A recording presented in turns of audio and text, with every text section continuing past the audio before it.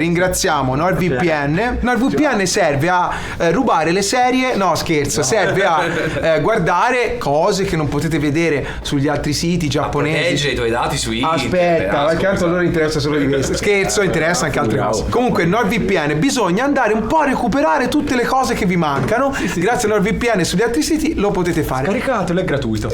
Non credo sia, no, però a modo però noi ci teniamo a queste cose. Se volete proteggere i vostri dati quando siete vi connettete a una connessione di Starbucks a Milano, no? Che fai? Avete paura che ci sia un hacker? Se non volete farvi tracciare, NordVPN è quello che fa per voi. Assolutamente. Se volete insomma usufruire dei servizi di NordVPN, grazie mille perché è tutto a posto, ecco.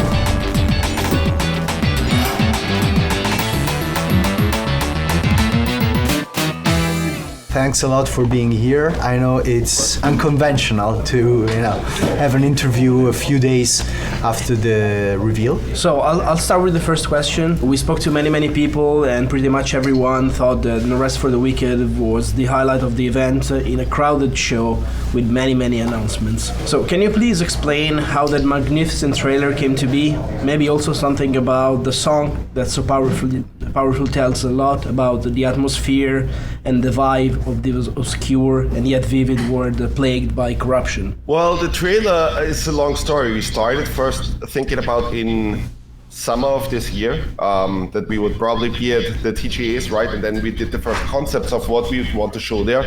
There were actually a lot of versions. But then it became pretty clear from our publisher that, it had to be structured a certain way, right? And that people really absolutely wanted to see gameplay. There's always this thing with trade shows now, right? Where it's like, hey, you're being shown in like a sea of like 100 other trailers, right?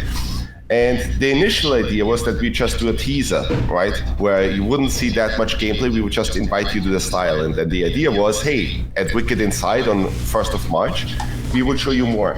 But then we changed it, and it was a pretty wild ride, right? We did over 950 revisions of the trailer, which is pretty crazy, which is the typical Moon Studios thing, right? There's lots and lots of versions. Matteo can probably tell you all about it, right? Because it's pretty crazy. Yeah. But we have this whole automation thing, right? Where if somebody makes a change, you can immediately click a button and see exactly what that shot now looks like. And then regarding the song, we actually decided that we'd partner up with Jason Graves for this project. Jason is a prolific composer, and he is actually good friends with a couple of artists that we always wanted to work with, like Maluka, and I don't think I can mention the other name yet, but it's also really cool. We obviously knew Maluka for some time, right? Because I think everyone saw her YouTube video of singing The Dragonborn Comes and so on, the Skyrim song. And she has a beautiful voice. And we had these tavern songs that we wrote for No Rest for the Wicked that one of our writers wrote. And there's a lot more where that came from, by the way. And we picked that. And Jason then,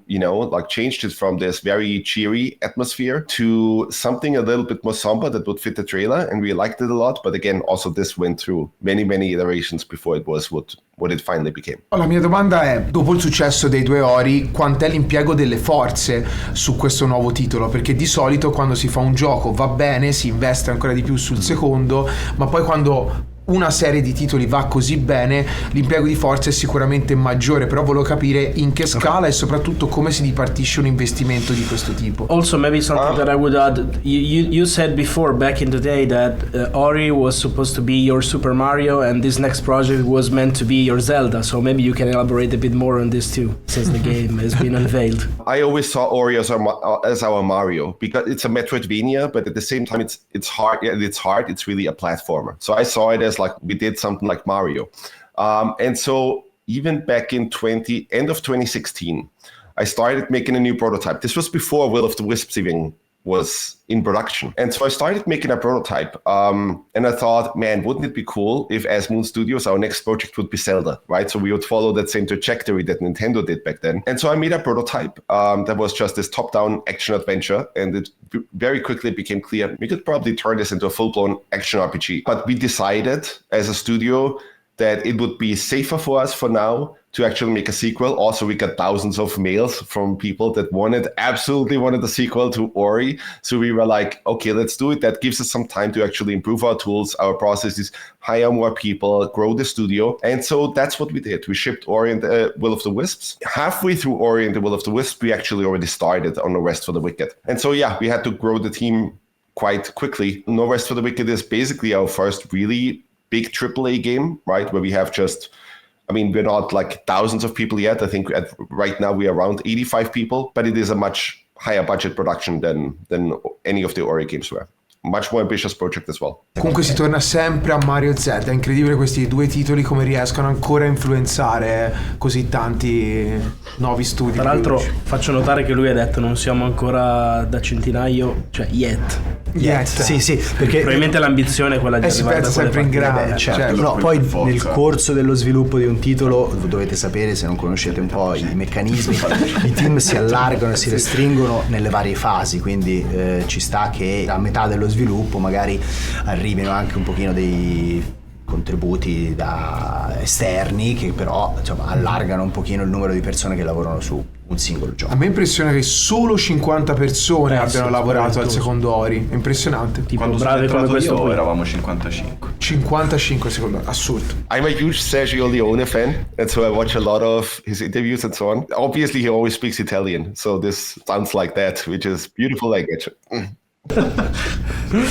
So, considering the stunning attention to detail, for sure it looks and hopefully plays like something completely on its own. But if you had to compare No Rest for the Wicked to other games, which one would you name? Is it a mixture of Diablo and Dark Souls? Maybe the first one for the camera and the second for the strategic attention to combat? What you're doing there is quite useful, right? So that people actually they can understand kind of like where we are heading, right? So I would say you take the combat, what you have in like Souls games or Monster Hunter, you bring in full multiplayer, and then we also have all these social elements, right? So it's basically mixed Diablo, Dark Souls, Zelda, and then maybe even something like Animal Crossing, Stardew Valley. That's basically where we're heading. No, io volevo chiedere l'apporto creativo, cioè quindi anche quello che fa Matteone, cioè il fatto di cambiare da un gioco 2D a un gioco di questo tipo, cosa comporta a livello creativo, cioè i disegni, gli sfondi, come fanno i creativi ad adattarsi a una nuova tipologia di gioco con il loro stile, perché io penso a un corto in CGI o a un corto in 2D c'è un approccio molto diverso su alcuni aspetti tecnici, così come c'è un apporto diverso da un film in 2D a un film in stop motion. Qui si parla di due generi e due mondi molto diversi. Come fa un creativo, e qui forse mi può rispondere meglio lui, ad adattarsi a un cambio di rotta di questo tipo? Well, most of our team actually came from 3D, right? Like I, for example, worked at Blizzard in the cinematics department, and a lot of our artists and so on came from making 3D games, because obviously 2D games are not as popular these days as they used to be in the past. So for us, we were always a little bit frustrated with, like people equating 2D games to, oh, that's a cheaper indie production, right? Because a lot of the stuff that we did with Ori was actually really hard to do, right? Because these engines these days, if you work in 3D, they do a lot for you. With 2D, that's not the case. So for Ori, we had to handcraft literally everything. We had to even write our own compression algorithms, right? Because the compression stuff that you do for 3D, in 2D you can do more efficient things if you just write it yourself, if you don't just trust the engine. So for us, it's not really been that much of a difference. The important bit is that we always get across that we want our games to feel like paintings come to life, right?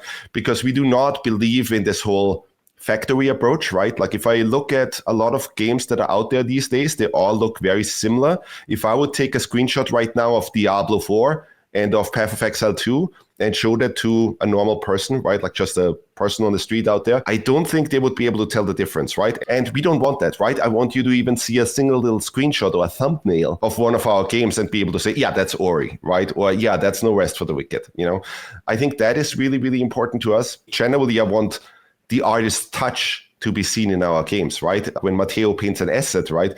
I want to be able to look at that and say, oh, that was beautifully handcrafted by Matteo, right? And not just, oh, this was taken from some model library or that kind of thing, right? No, with Moon Studios, it's all about creativity. We have some of the best keyframe animators in the world. in our team. We have some of the best concept artists in the world in our team. And I think that's really important, that people generally at Moon are really proud of their work. Yeah, exactly. That people are really proud of the work, and that even as a gamer, right, that you see that, right, that you see that artist's touch. Because look at Ori, right? Ori is this 2D game. And still, even when we released Ori and the Blind Forest on Switch, which came like 5 years after the initial release, right? People still mentioned, wow, this is one of the most beautiful games out there. And that is something that we take pride in, that we don't just do good looking stuff because of tech, right? Because, oh, it's another Unreal 5 engine thing, but because of our art direction. Infatti ho fatto questa domanda perché guardando Ori e guardando questo nuovo trailer durante VGA, nonostante si vede, è ovvio che siano giochi diversi, immediatamente si riconosce la style. Ci sono anche secondo me, per quanto un gioco possa essere diverso in stile, poi può essere il gioco più bello del mondo, però proprio visivamente sono tutti omogenei questa impronta, proprio perché, ma c'è un motivo per fare un gioco come lo facciamo a Mondo, la produzione che ha, per quanto il team è piccolo, però è molto artigianale, cioè non riusciamo e non possiamo, proprio per il tipo di gioco e per come viene montato, prendere delle cose già fatte. Invece nel mondo, insomma, delle produzioni AAA, proprio perché il gioco è vastissimo, sono sempre più grossi i giochi, serve sempre più gente e bisogna in un qualche modo trovare delle escamotage. Gli escamotage sono scansioni 3D, texture pack già fatti, asset che comunque vengono fatti a produzione tipo da aziende cinesi, eccetera. Appena di montaggio. È vero. E invece non si può fare una cosa del genere a Moon. I understood that. Ok. Quindi anche Thomas è d'accordo che il futuro del videogioco sarà nel ritornare un po' indietro, cioè nell'indie o il semi-indie, comunque tornare all'artigianalità. I think we're already seeing some of that, right? So generally, I mean, you have these big productions. It's very similar, I think, to the movie industry, right? Where you have films that are basically, you know, your superhero films or something, things that are like, oh, this costs $250 million to make. But a lot of times the really interesting things are being done in the indie space. So I think that's just going to keep going that way, right? Where you have the typical Call of Duties and all of that coming from really big productions. But I think a lot of the really creative and innovative stuff, is definitely being done in the indie space. So I wanted to ask you a question about the structure of your team, because Moon Studios always had a peculiar structure. So being a company working remotely, even before the pandemic. So what are the pros and the drawbacks of the structures? Yeah, so it's interesting, right? Because we were the first studio, probably in the world, the first game studio that worked this way, right? Where every single time when we released Ori and the Blind Forest and Will of the Wisp and so on, when we did interviews and so on, right? People always asked, how is this possible, right? That you are working with everybody distributed around the world and different time zones and so on, right? And to us, it was always natural, right? When we started Moon, my co-founder, Gennady Korol, was from Israel, right? We didn't have a lot of money. I came from Blizzard, right? I saved a bunch of money. And then it was just this whole, let's make some indie games. Let's see what happens, right? So it didn't make sense to have an office and to relocate, right? Our next person was from the UK. And then we hired from Australia. And then it just grew from there. So it happened quite naturally. And we just adapted to that. We just basically, a lot of times we do meetings, right? When we do meetings, we record them. If somebody can't be there during that time because of whatever, like they have family stuff to do or something, you don't have to be there, but you have to catch up with the meeting. And it was funny, kind of like when COVID happened, right? All these big studios suddenly reached out to us and were like, oh my God, how do you guys do this? Because we have no idea, right? And we try to give them as best, like, advice as we could. But to us, this whole thing is really natural. Frankly, I have yet to see the downsides of it, right? Because the reason why we do it and why we stick to this is because it allows us to work with the best people in the world. Meaning, if I need an animator, I don't have to find a really good animator in Austria or in Europe, right? When they all moved to the West Coast to work at Disney, at Pixar, at Blue Sky, etc., right? So it allows us to do that, right? We have a lot of Russian artists that are amazing, right? I can hire people like Matteo and don't have to tell him, oh, you have to move your family and everything else to Vienna just to be able to do the work, right? I don't want to lose out on artists. And actually, I saw this at Blizzard as well, right? Like at Blizzard, back then when I worked there, Blizzard was like the holy grail of development studios, right? And I thought, oh my God, everybody who we would reach out to would immediately accept an offer, right? But a lot of times that was not the case. A lot of times it was, sorry, my kids are in school. I don't want to lose talent because of that. Regarding Ori, Looking back at those two games, is there any peculiar lesson that you think you learned, both on a personal level and as a team as a whole throughout the development? Yes, unbelievable amounts of lessons I learned. But I think what it really did is it just made us understand what our strengths are and the things that we're not so good at, right? Just generally at the studio, right? Like I want to always play to the strengths of the studio. So we're doing the kind of things that make sense for our team that don't necessarily make sense for other teams, right? But we want to just explore what this team can do. So I know you have a tight schedule, but I wanted to ask a few more questions. Just I'm curious to know who owns the Ori IP, you or Microsoft, if you can say that. Just speculating, would it be possible for you to make a sequel in the future without their approval? No. Back then, in order to get Ori funded, we had to give up our IP, which I'm a little bit sad about, right? Because Ori now became my Oswald the Lucky Rabbit. I would not want to probably not make another Ori game unless we get that IP back, right? These kind of deals where the actual creators lose out on their IP aren't really being done anymore these days. So if we make another Ori, I would want to approach Microsoft and ask them about, hey, can we buy the IP back? I think that would be a requirement for us. And I guess that you would be like immensely sorry if they made another one without involving you. I think they can have a try at it, but it's incredibly difficult to make it. So, let me ask you guys a question. Do you know any studio that you think could do another Ori? No. No, I don't think so. The same way that you structured the original one, also in terms of technology, it would be like very, very hard to think about a substitute. Even in terms of the art style and so on, right? There aren't that many studios out there that do 2D games anymore. And then to be able to produce it at that level, I think that would be very difficult to find. So I don't want to disappoint fans and tell them there's never going to be an Ori 3, right? I think it's just going to be really, really difficult for Microsoft to find a studio out there in the entire world that could actually do a good job. Like, because if you make another Ori, it would have to surpass the games that we have already done, right? I think that's difficult. I could name you one that would not be on par as you, but that might give it a shot. So, like Mercury's team. Yeah. No, it's really hard. It's hard, yeah. Or like going in a completely different way, Studio MDHR. Yeah, but they would turn it into something really different, which, by the way, I would love to see that. That would be amazing, Ti volevo chiedere, dato che sono state fatte centinaia di mascotte videoludiche, soprattutto negli anni 90, quando c'è stato il boom del platform a 16 bit, come siete arrivati al design di Ori? Avete avuto delle ispirazioni? Siete andati verso una direzione ben precisa fin dall'inizio, oppure doveva essere un altro animale? Avete fatto una crasi tra varie mascotte che magari appartenevano alla vostra infanzia, adolescenza? Actually, it was a much different approach. I was mainly inspired by Princess Mononoke, by Studio Ghibli. And, I watched that. I can actually tell you when, right? Like I watched Princess Mononoke on the 23rd of December in 2009. We first wanted to make another game called Warsoup. You can actually watch that on YouTube still. But then it became very clear that we should focus on a smaller title first. And I watched Princess Mononoke. And I thought, man, doing something in that kind of style would be really cool. I always loved these little Kodama figures that they had in there. So that was the main inspiration. And then we just started sketching something, right? And, we had 100 design sketches of what Ori should become. And we picked that one because it was cute.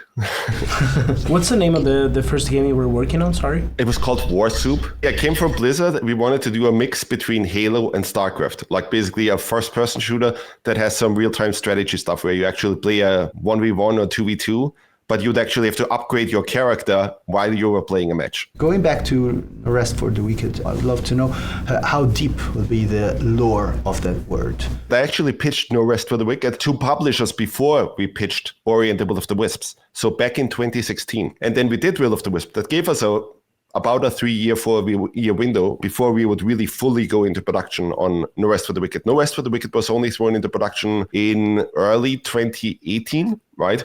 So it gave us quite a bit of time. And then Will of the Wisps shipped 2020. That's when everybody moved on Will of the Wisps.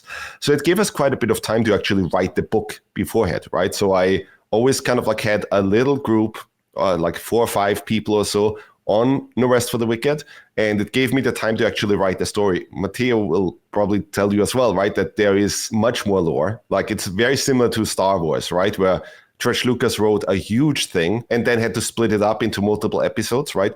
That's sort of what happened to us as well, that we wrote something that is really huge, and then it became very clear we cannot produce this much, right? So we actually, what you will see in the game is not even Act 1, right? So we have a lot to come in the future after that. Can we talk a bit more on the combat? Because also from going to the original Ori to the sequel, for sure, like the action element improved a lot to the point that I loved, the fights in there, and I wish there was like a palace, kind of like DMC style, just for the sake of combat itself. In here, combat seems obviously going towards a different route, but at the same time, it's clearly very important in the gameplay. Can you tell us a bit more about how it plays? Like, what were the ideas behind the definition of the combat system? Let me give you a bit of background, right? So I actually played all the Diablo games, like Diablo 2 and so on. I played Diablo 1 first, right? Thought, hey, that is pretty great. Then they made Diablo 2 and I was like, wow, imagine, this is already really great. Imagine the ARPGs we'd be playing 10, 15 years down the road, right? And I had a lot of ideas for like where the genre could be heading even back then. And then that idea, like, that never really came true, right? Like, Diablo 3 came out and it was like, this is kind of like a streamlined Diablo 2, very, very streamlined. And there are a lot of things about the ARPG genre where I thought, man, we could really have a huge influence there. Because if you look at the ARPG, top-down ARPG games, right? You look at Diablo, you look at Lost Ark, you look at Path of Exile and so on. They're all very much copy from the original Diablo formula, right? Like, look at the combat, right? It's all the point and click combat, where you just click, click, click, click, click, right? To us, we thought, man, we could make this a lot better and modernize it all, right? And so we immediately said, hey, we want to do an animation commit combat system, which means every single weapon that we have in the game has to have its own animation, its own moveset, basically, all unique animations, right? So that in combat, it's really important. What is the weight of your weapon? What's the distance, right? What's the speed of it? What's the pacing between you and the enemy and so on? So that there's this really beautiful dance that forms during the combat. That doesn't mean that every enemy is like super difficult to fight, right? But we wanted it to be tactile and really satisfying, right? So that when you actually kill an enemy with your heavy weapon, right, you could actually split that enemy apart and so on, right? Like, to just make it super satisfying. And to us, combat in No Rest for the Wicked is obviously as important as platforming in Ori, right? Like, for Ori, it was super important that just moving around the world, even if I just have a little debug test level, right, that just feels satisfying and feels really good, right? For No Rest for the Wicked, that is combat, right? Like, I need to make sure that if I just throw you into a little test level and that just spawn enemies at you, that you would want to play this for hours, right? And so we really focused on just making that as juicy as possible and as satisfying as possible. And then hopefully we are also innovating on top of what's out there, right? With a lot of games that are out there, let's take the Dark Souls series. There's still this thing where you can only do either combo attacks or specials. And we wanted to head more into the fighting game direction, right? Where in Street Fighter, I can do, light punch, fierce kick, Hadouken, right? Those kind of things. So we wanted to do that as well. That you could, that you don't just either choose like between the combo attacks, or every now and then you can do an R2 special, right? We wanted all of that to be really fluent. And then obviously, like, our keyframe animation department is unbelievable. So we wanted that to look amazing, like a Jackie Chan thing, right? Where it's like every movement is fluid and like we have all these animation principles in there, squash and stretch, follow through, right? So it just has to be a joy to look at and also a joy to play. Man, let me play this fucking game. Please, do you have a build available right now? Can I ask you something about violence? Because you mentioned it, and also in the trailer, it's pretty clear this game is gonna be brutal. Very violent, yeah. Was this like there from the beginning, or it was something that happened throughout the development because of the animation and because you wanted the combat system to feel more like relevant and heavy? So it's interesting, right? Because with Ori and the Blind Forest, a lot of times we got the critique almost, right? That it's like, it looks like a children's game, but it's actually really hard. And then it also tells a story that is actually quite heavy a lot of times, right? Like you have characters dying all the time. For Ori, we always, in terms of storytelling and so on, we used allegory, right? We had these fantastical creatures, but then we still told a very human story, right? Like at the start of Ori in the Blind Forest, you literally have an orphan seeing how his mother dies in front of him. And so I always like to dabble with these really heavy subjects, right? And with story themes that are universal to all of us, that we all can connect with, right? With Ori, for example, the prologue worked so well because the death of a parent is something that we all, to some degree, either went through or can at least emphasize with, right? For No Rest for the Wicked, when I wrote the initial story draft, I wanted to also do that, right? Like basically write this Shakespearean tale where it's all very much almost melodramatic, right? Where it's very much, this speaks to themes that we all have to go through, right? It's family and how politics can fuck up families. How when you put into really difficult situations, right? How does this or that person handle that? And so we didn't want to shy away this time from really telling a mature story that has these human themes that everybody can connect with, right? But then also not shy away from the violence and brutality, right? And it's a huge difference to Ori, right? Where it was very whimsical. Yeah, it was important to us that we would not shy away from, all these subjects and would be able to show the violence and the brutality. If some quest happens and somebody has to die because of some action you take, right? You want the player to feel what decision you made, right? And a lot of times that has to be shown for it to have that effect. Did the success of Game of Thrones play any part in this? Well, I was a huge Game of Thrones fan. So obviously, yes, I took some inspiration from that, right? I also have all the Song of Ice and Fire books and so on, right?